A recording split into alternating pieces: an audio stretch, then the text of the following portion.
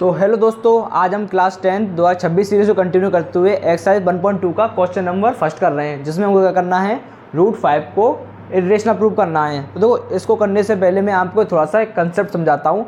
अगर आप वो समझ जाओगे तो ये क्वेश्चन आप आँख में इसके सॉल्व कर लोगे। तो कंसेप्ट क्या है? तो कंसेप्ट है, फर्स्ट पॉइंट है हमारा, रेशनल नंबर क्या होते हैं? रेशनल नंबर ये होते हैं जिनको हम P/Q की फॉर्म में ले सकते हैं। ये रेशनल नंबर होते हैं।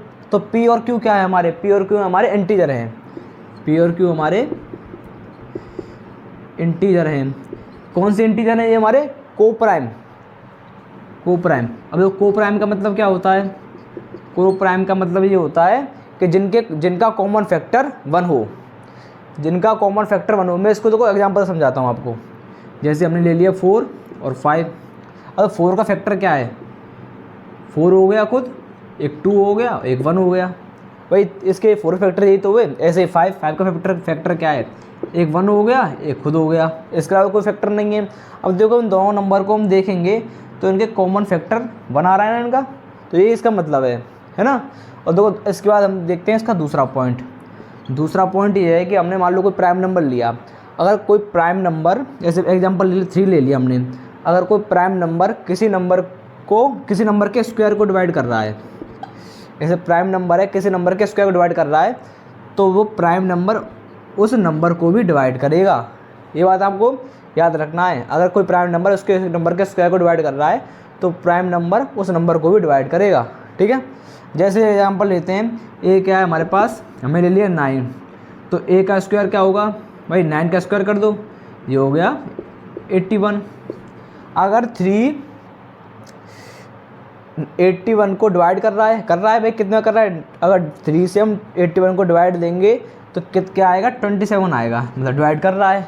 तो 3 इसका मतलब 3 ए को डिवाइड करेगा। तो एक अगर 3 को ए से डिवाइड करेंगे तो 3 आ जाएगा। भाई 3 बार डिवाइड कर देगा इसको। तो देखो, ये सही बैठ रही है ना बात मेरी। अब इसके बाद देखते हैं हम थर्ड पॉइंट। थर्ड पॉइंट क्या है अपना? थर्ड पॉइंट ये है, ऐसे मान लो हमने लिया P = 3Q।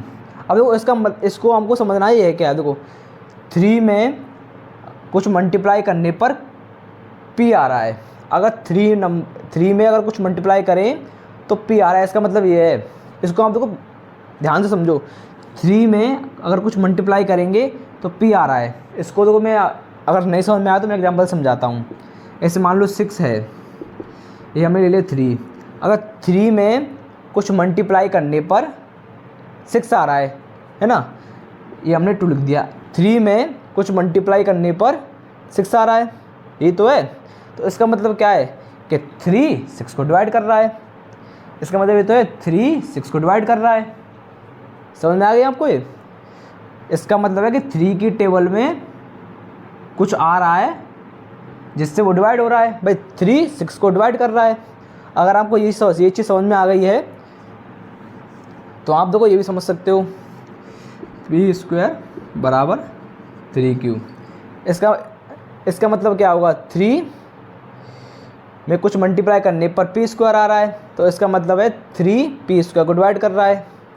तुम लिख देंगे 3 डिवाइड P, और यहाँ पे लिख देंगे 3 डिवाइड्स P²। अब देखो, आप P² में देखो, मैंने ये क्यों समझाया, क्यों आया है P²? 3 अगर प्राइम नंबर किसी नंबर के स्क्वायर को डिवाइड कर रहा है तो प्राइम नंबर उस नंबर को डिवाइड करेगा। अब देखो, ये प्राइम नंबर है, उसके नंबर को डिवाइड कर रहा है, मतलब उसके स्क्वायर को डिवाइड कर रहा है, तो प्राइम नंबर उस नंबर को डिवाइड करेगा। अगर आपको ये तीनों पॉइंट समझ में आ गए हैं तो इसके बाद देखो, हम इसको क्वेश्चन को सॉल्व करते हैं। क्वेश्चन को हम सॉल्व करेंगे तो सबसे पहले क्या करेंगे, हम लेट करेंगे, लेट √5 इज रेशनल। √5 क्या है हमारा? रेशनल नंबर है। तो रेशनल नंबर है तो हमने क्या बताया था मैंने इससे पहले, रेशनल नंबर है तो उसको हम P/Q की फॉर्म ले सकते हैं। तो √5 = P/Q लिख लिया हमने। तो P और Q क्या है हमारे? P and Q are coprime integer. भाई ये चीज़ तो हमने समझी थी भाई पॉइंट में। P और Q हमारे कोप्राइम इंटीजर हैं। अब देखो, अब ये हमको दिखा है √5 = P/Q। अब देखो, ये Q डिवाइड में इधर ले जाएंगे तो मल्टीप्लाई में हो जाएगा। तो क्या आ गया हमारा? √5 क्यू इक्वल टू पी। अब देखो हमको इसके बाद क्या करना है, इसको हमको स्क्वायर कर लेना है बोथ साइड। तो अब क्या करेंगे, स्क्वायर बोथ साइड। हम दोनों साइड स्क्वायर करेंगे तो क्या आएगा, तो √5 का स्क्वायर, क्यू का स्क्वायर और पी का स्क्वायर। अब देखो √5 का स्क्वायर हम करेंगे तो रूट कैंसिल हो जाएगा, तो क्या आएगा 5 और ये आ जाएगा क्यू स्क्वायर बराबर पी स्क्वायर। ये तो आ रहा है ना, √5 का स्क्वायर बराबर पी का स्क्वायर।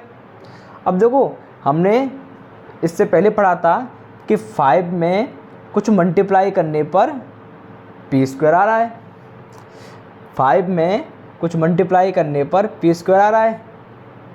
तो इसका मतलब क्या है, 5 डिवाइड पी स्क्वायर। इसका मतलब ये है कि 5 पी स्क्वायर को डिवाइड कर रहा है। इसको इससे हम ये कह सकते हैं ना, 5 पी स्क्वायर को डिवाइड कर रहा है। तो देखो अगर हम इसके बाद हमने एक और पॉइंट पढ़ा था, क्या पढ़ा था, अगर कोई नंबर उसके स्क्वायर को डिवाइड कर रहा है तो वो नंबर अगर कोई प्राइम नंबर उसके स्क्वायर को डिवाइड कर रहा है तो प्राइम नंबर उस नंबर को भी डिवाइड करेगा। तो इससे हम ये कह सकते हैं कि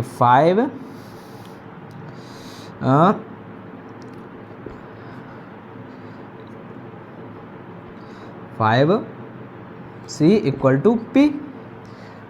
5 में अगर कुछ मल्टीप्लाई करें तो उस नंबर को डिवाइड करेगा, यही तो है। तो इसको हमने दे दिया, इसको हमने इक्वेशन 1 नाम दे दिया इसको। भाई 5 उसके स्क्वायर को डिवाइड कर रहा है तो 5 उस नंबर को डिवाइड करेगा, ये हो गया। अब तो क्या करेंगे, इसको हम, ये हमारी इक्वेशन है, इसको हम इसमें पुट कर देंगे।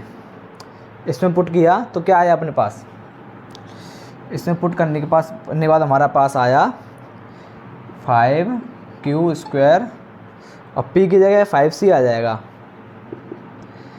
तो P की जगह 5C का स्क्वायर। अब इसको हमने सॉल्व किया तो क्या आएगा, 5Q स्क्वायर बराबर 5 का स्क्वायर क्या हो 25, C स्क्वायर ये आ गया। अब देखो 5 से 25 कट रहा है, कैंसिल हो रहा है, तो हम कैंसिल कर देंगे। 5 से 25 कितनी बार गया, 5 बार। तो Q स्क्वायर बराबर 5C स्क्वायर। अब देखो इसका मतलब क्या है, 5 में कुछ मल्टीप्लाई करने पर Q स्क्वायर आ रहा है, 5 में कुछ मल्टीप्लाई करने पर Q स्क्वायर आ रहा है, तो इसका मतलब ये है कि 5 Q स्क्वायर को डिवाइड कर रहा है। तो 5 डिवाइड्स Q स्क्वायर, इसका मतलब ये तो हुआ 5 Q स्क्वायर डिवाइड कर रहा है। तो इससे हम ये भी लिख सकते हैं कि तो 5 इसके नंबर को भी डिवाइड करेगा, 5 डिवाइड्स Q। अगर कोई नंबर उसको स्क्वायर डिवाइड कर रहा है तो उसके नंबर को डिवाइड करेगा, तो 5 डिवाइड्स P, है ना, ये हमने लिख दिया। यहाँ भी हम लिख देंगे, देखो 5 डिवाइड्स P, इधर भी हम लिख देंगे। तो देखो हमने शुरुआत में क्या मानना था कि P और Q हमारे कोप्राइम इंटीजर हैं। कोप्राइम इंटीजर क्या होते हैं, जिनका कॉमन फैक्टर 1 होता है। पर इधर हम देख रहे हैं, देखो 5 P को डिवाइड कर रहा है, 5 Q को डिवाइड कर रहा है। तो नीचे हम लिख देंगे hence 5 divides P and Q both. तो hence 5 divides P and Q both, 5 P और Q को दोनों को डिवाइड कर रहा है। तो देखो इसके बाद हमको क्या लिखना है इसमें,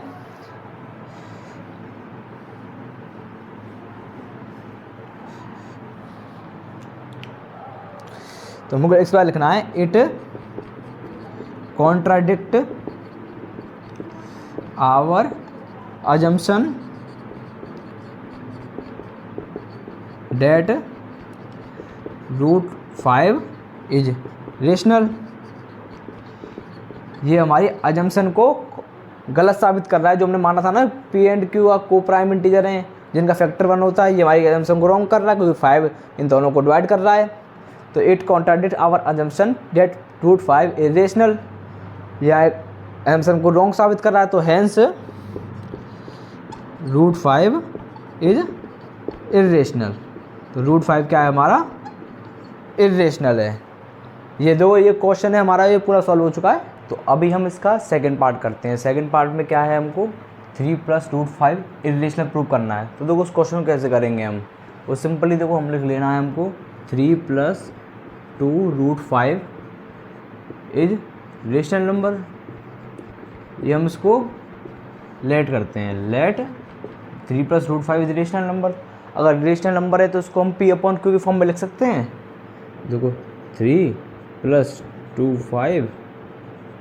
2 रूट 5 इक्वल टू P/Q। और P/Q क्या है यहाँ, ये कोप्राइम है। तो where P and Q are coprime integer, ये कोप्राइम इंटीजर हैं, ठीक है, ये लिख लिया हमने। अब देखो हम क्या करेंगे, कोप्राइम इंटीजर है तो हम देखो ये रूट, अब ये रूट 5 है ना, ये रूट 5 को हम एक साइड कर देंगे और बाकी सब चीज़ें उनको हम इक्वलिटी के दूसरी साइड ले जाएंगे। हमको रूट 5 को अकेला करना है। तो क्या करेंगे, ये 2/√5, 3 को हम उधर ले गए भाई, 3 का इधर ले गए तो क्या आया P/Q ओ -3।